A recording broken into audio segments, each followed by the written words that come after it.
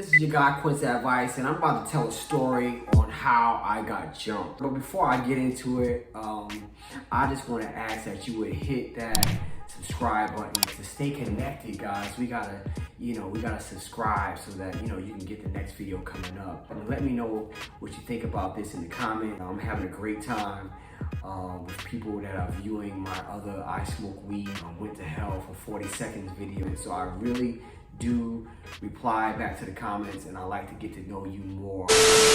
So I'm just gonna get right into it. I grew up in a place called Woodhall. It's in Hollis, Queens, in New York, and we just grew up rough. It is the project, maybe 4, 5, 6 buildings that are connected. I also actually did a video on top of one of the buildings, so you can scroll down.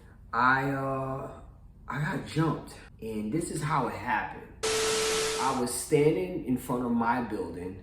We had groups of people, we just hung out, but I was pretty much a loner. I didn't have a crew or a clique.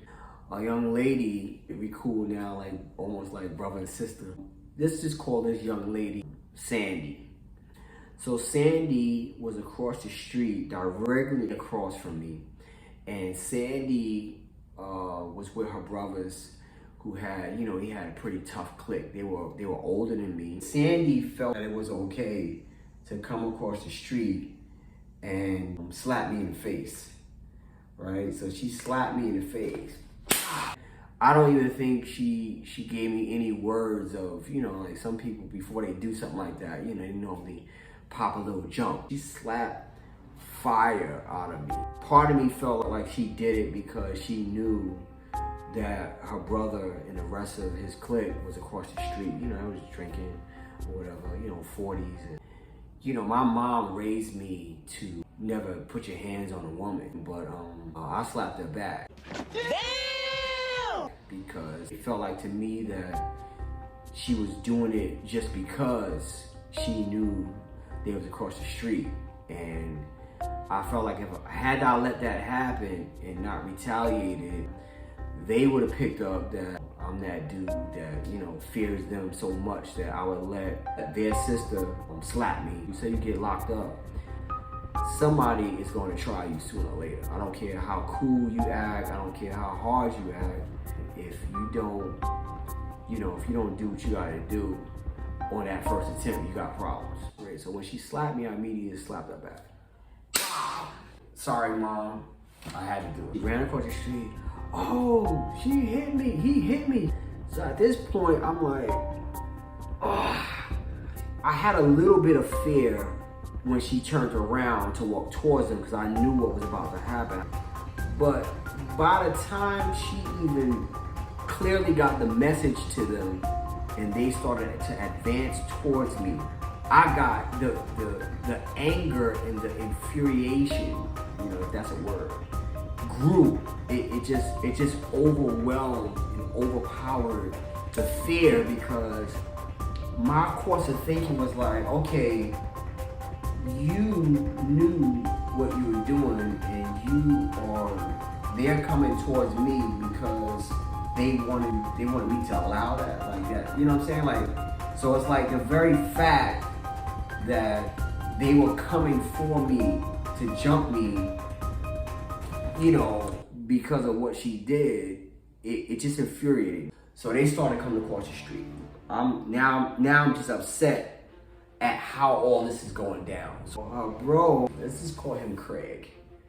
Craig was like, yo, you slapped my sister? And I was like, yeah, she slapped me though, bro. You know what I'm saying? Like, yo, I can't, you gotta ask her why she slapped me. His reputation as her bro, and his clique's reputation for, watching over his sister is in jeopardy now. So no matter what, it was no reasoning at that point. So he grabbed me, him and his boys, they grabbed me. So now comes the tussle, boom. And my building, we had an elevator and it was 6 floors. And what they tried to do, they tried to pull me up the stairs, meanwhile, I'm like probably, give it maybe 120. These guys being 5, 6, years older than me, and probably had been locked up a few times. So it's about 6 of them.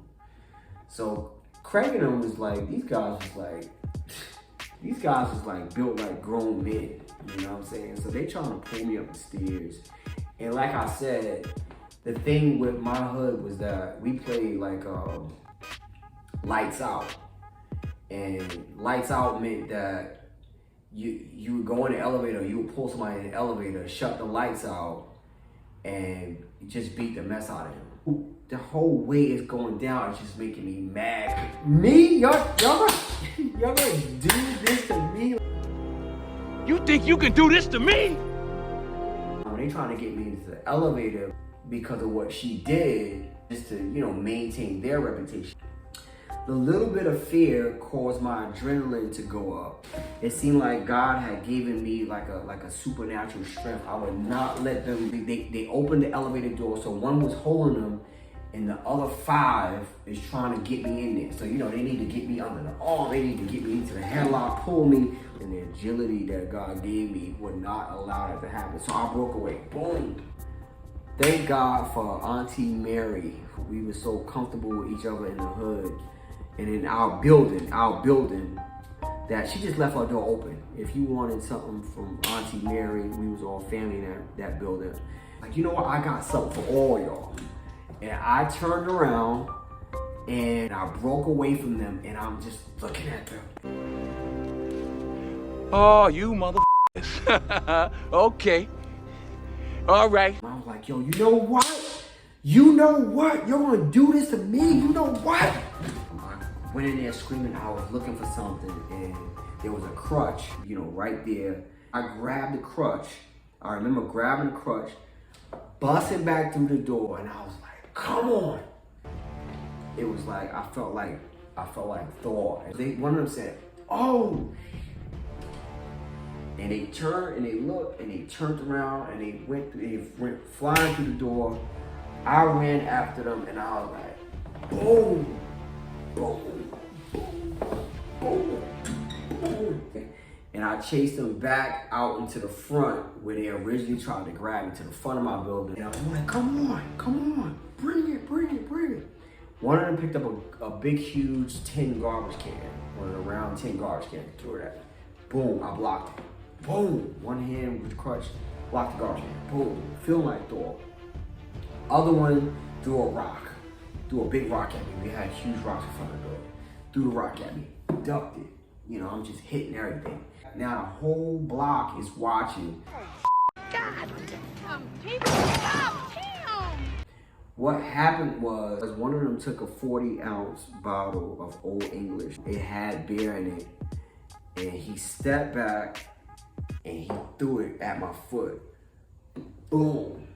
I couldn't swing and hit it with the crutch. It hit me right on this foot right here, right? So when he hit me, my foot blew up like a balloon. So now I got the crutch and I'm starting to step back and retreat back to the same stairs in front of my building that they dragged me up.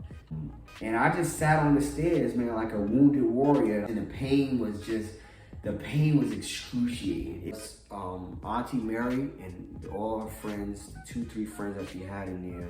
They called the ambulance. The ambulance came and got me. They put me in that chair. You know, they took the shoe off and they wrapped it right there.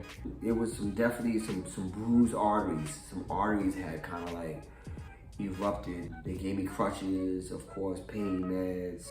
I don't think they meant for it to go that far. That was the first test of respect that I was really given.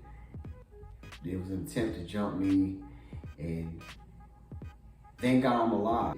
These things that happened to me have shaped my life. I just have a greater sense of like survival, or just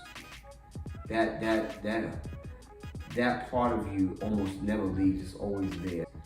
And it was a learning experience. But you know, you will be tried. They tried to jump me, and man, a few days after that, I came outside. Maybe 1 or 2 of them came upstairs. And I don't know, it was because, like I said, they didn't really want it to go that far. I guess they just meant to rough me up in the elevator. I just couldn't let that go down. Not even for, no, that's not happening. So for all you, like I said, these days, I thank God for knuckling up, you know, those things that taught me to knuckle up, defend myself, be in attack mode if necessary. And now I just grown to love boxing. I learned to channel that ferociousness in a positive way through boxing at Precision Boxing here in Long Island. My identity as a man that could not be messed with for nothing.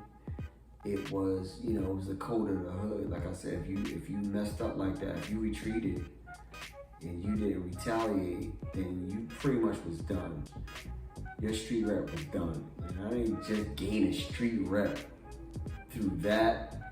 You know, there was a series of other things, but that was the one that I felt like probably put me on the map. I'm just glad everybody was safe. You know, like I said, I got a love for all dudes, and I hope they got love. Bullying is a very, very big thing. Most of it is social media bullying.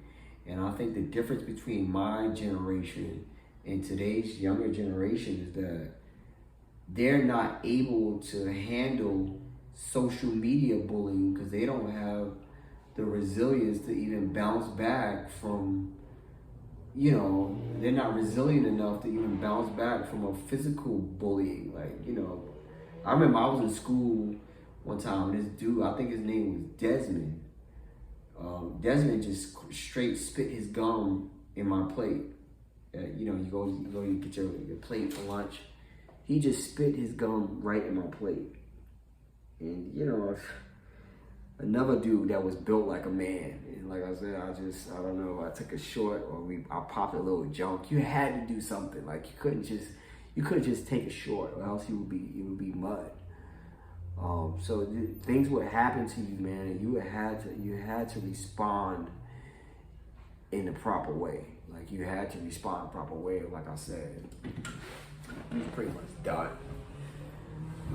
So, you know, for all of you who are dealing with online bullying, just know that, you know, you could be resilient from that. You know, it's just, you could just turn it off. You know, I couldn't turn off. We didn't have so much of social media back then. I don't even think we had MySpace back then, which was a social media thing that probably came shortly after that. But just know, you know, that it can be worse. And if you need to break away from that, you know, from being bullied on social media, get away from it. Put it down. Put the phone down. You know what I'm saying? Put the phone down and understand that it's just social media. You can back away from it and just take a break, go somewhere and pray. You know, since that time, I was a militant atheist from that time that I got jumped in 1989 or 90. I became an atheist, and then in 1996, that's when I accepted Jesus Christ into my life, and you know, I've changed quite a bit. God changed me quite a bit, but I grew up very rough, you know, and if you're dealing with social media bullying, then, you know, you're gonna have to know who you are in Christ, like who God made you, like, you know what I'm saying? Because if you let social media kind of like beat you up mentally and emotionally, you know, the whole goal is for it to get you to commit, you know, do some things to yourself that God just doesn't want. You know, God wants you to live. God wants you to be resilient. He wants you to be mentally and emotionally strong. He wants you to have emotional health. And if that means shutting your phone off or just killing your account, just deadening your account, just quit it. Just close the account. It's not worth it. You know what I'm saying? It's really not worth it. So, you know, we had to have physical strength, emotional strength. We had to be streetwise, you know. But nowadays, you know, this social media bullying is causing much more trouble than people being bullied in the street. You know, you don't even hear people getting jumped too much nowadays. You hear more people getting shot. And yeah, there was a lot of people were shooting guns back in my time too, but I think we fought just as much or a little bit more. You know, we used the hands. We had to learn, like, to guard your grill. You know,